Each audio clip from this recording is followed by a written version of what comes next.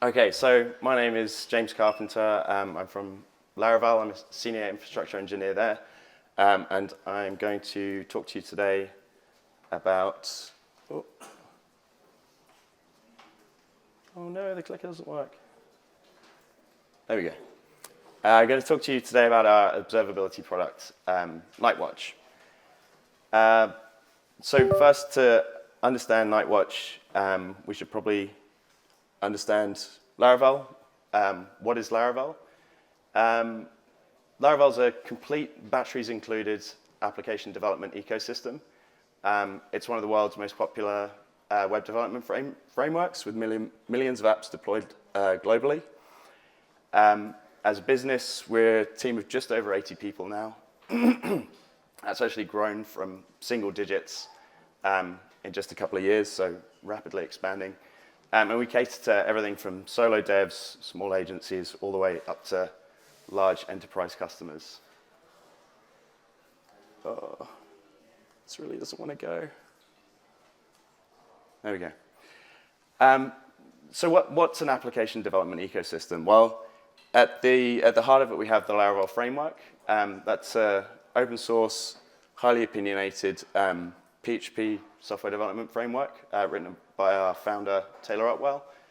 On top of that, we have starter kits for common front-end frameworks, React, Vue, a few others, and a wealth of packages, for first-party and community-supported, to cover common functionality.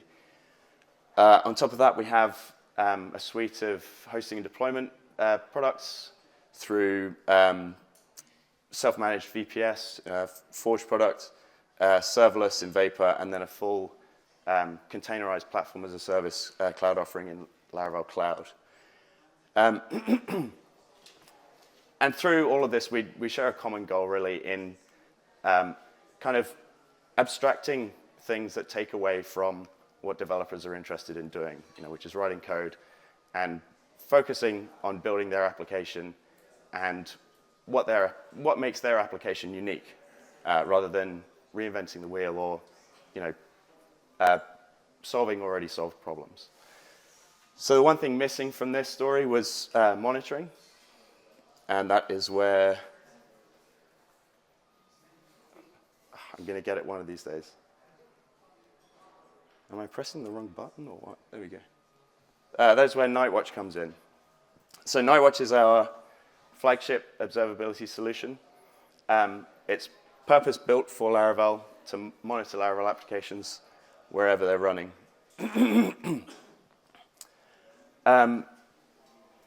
With Nightwatch, we wanted to give a really full overview of application health, not just surface-level metrics. We really want to tell the full story of what's happening inside your application, so that you can tell not just if a problem is happening, but also, is your application behaving as you expected it to? Are there optimizations you can make? Where's the area that I can have the largest impact with the smallest input? And because we're approaching this as the owner of a framework, we have some unique opportunities. We can collect really detailed, very low-level information about every single event that occurs in your application, because we have access to those events through the framework. And we can link all those together contextually into traces. This also means that even quite simple applications can generate enormous volumes of data, because just the sheer amount of what's available. And in order to really tell this full story, there's quite a lot of different ways that we need to represent that data. Averages, P95s, time series data, filtering, ordering, grouping, often on very large numbers of rows and across different tables and data types. We also have alerting on errors and performance issues. So we also need to be constantly querying that data to evaluate against thresholds and trigger an alert. when those are breached. And those thresholds are configurable. So for a single application, we might have to be doing multiple queries with different parameters. And with thousands of applications on a SaaS platform, that's thousands of queries being run every minute. We also have collaborative issue tracking, and that includes looking at historical occurrences of issues and trends over time. We have a 90-day TTL, so we need to be able to support querying on very large sets over long time scales.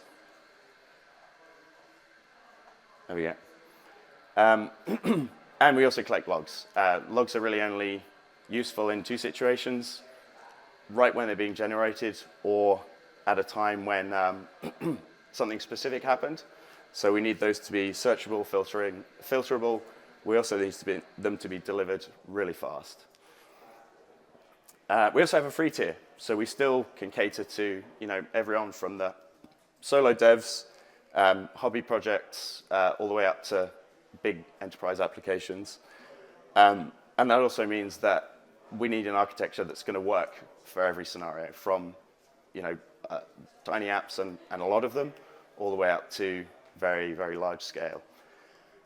So to give you an example of what that looks like, this is just a short recording of an example troubleshooting flow.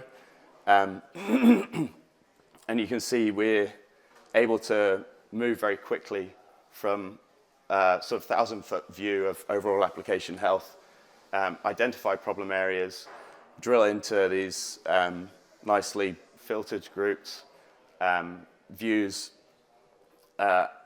and get to an individual event and all the context surrounding that as well, so that we can quickly identify a problem.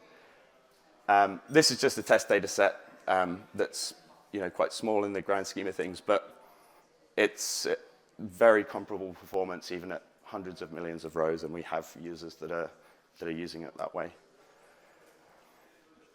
And most importantly, we do this all with zero config. So everything that you saw on that previous example, that little video, is available just by installing a package and entering an API key. We really wanted to go further than existing generic tools by building something specifically for Laravel to give users the maximum of value for the minimum of effort, because at the end of the day, they don't want to be instrumenting their applications or building views that relate directly to their application. They want to be building it. And we knew that came with its own set of challenges too, because where we're showing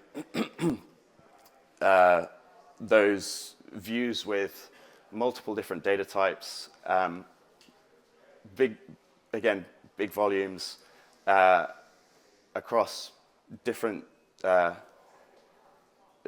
grouping and searching criteria, that's a big performance challenge. So we needed a database that could do that for us. Spoiler alert, it's ClickHouse. And I don't think I need to speak really to the first 2 points on this slide, because everyone knows that ClickHouse scales incredibly well. It does really well with big volumes, and it does everything very fast.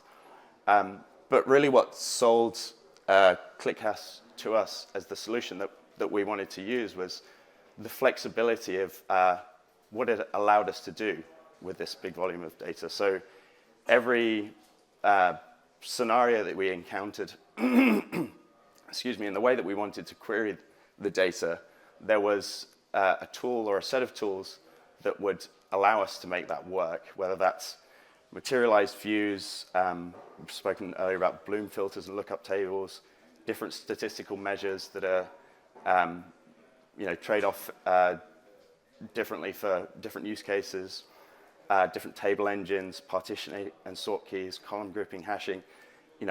I could double the length of this talk and only talk about those things. But the bottom line really is that ClickHouse allowed us to use the data as we please, not as the technology would allow. And lastly, it also has a native Laravel driver, so we can query it in the way that we're accustomed to in Laravel. And we do use ClickHouse Cloud, and we do use ClickPipes. The reason for that really is just we use a managed service wherever we can. We use Lambda, we use managed services for Kafka in AWS, ECS, and obviously ClickHouse and ClickPipes. And that's just because everything that's a managed service, we don't have to build ourselves, and we don't have to maintain ourselves. And fitting with the Laravel ethos, it allows us to concentrate on the application and the thing that makes us unique. And all of this is managed end-to-end with Terraform. So every piece of infrastructure in our stack is managed with Terraform, which makes it really, really manageable. So this is just a very quick architecture diagram. I'm going to whiz through this because we don't have a lot of time. But we have a small agent application which sits on your server next to your Laravel application, collects logs from the Nightwatch package, logs and metrics. Those are forwarded to a Lambda, which puts them onto Kafka topics through ClickPipes and into ClickHouse. And we use compute separation so that we can have separate compute serving our dashboard cluster, so that ingest and query workloads are separated. If you would like to know in more detail about how we did this, there's actually a post gone live on the AWS Big Data blog today, which has a bit more detail.